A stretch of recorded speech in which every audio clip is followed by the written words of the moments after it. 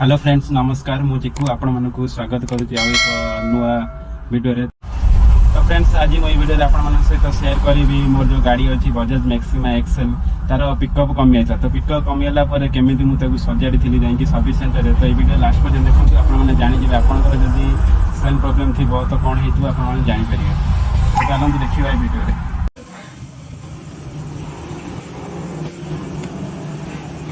एटा जो खोला होचे कौन पे खोला होचे ना जो हमर स्टॉप नहीं कि जोटारे आम टाणी के स्टॉप करती तो सहीटा होची मोर से जो केबुलटा खराब हो जाए तो से केबुलटा चेंज हम यहाँ खोलिकी जो पुराना केबुलटा अच्छी सहीटा कड़ा हम आ गोटे नुआ केबुल पड़ो।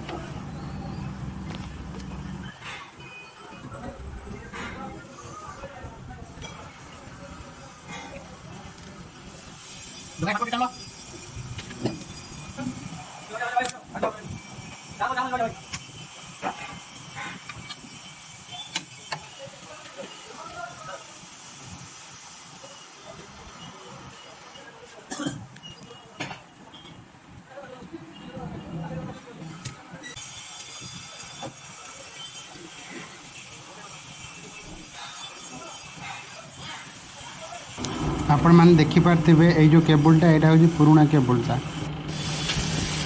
आपण मैंने देखिपारे ये जो केबुलटा अच्छी ये जो केबुलटा चेंज है यहाँ जो नुआ पड़ो ये केबुलटा आर प्राइस देखिपारे लिखाई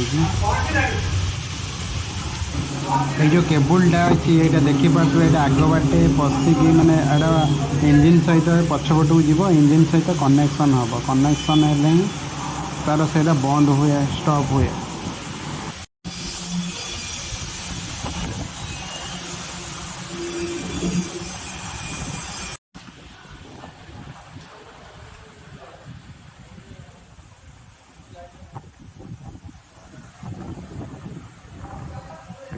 Don't forget to like and subscribe.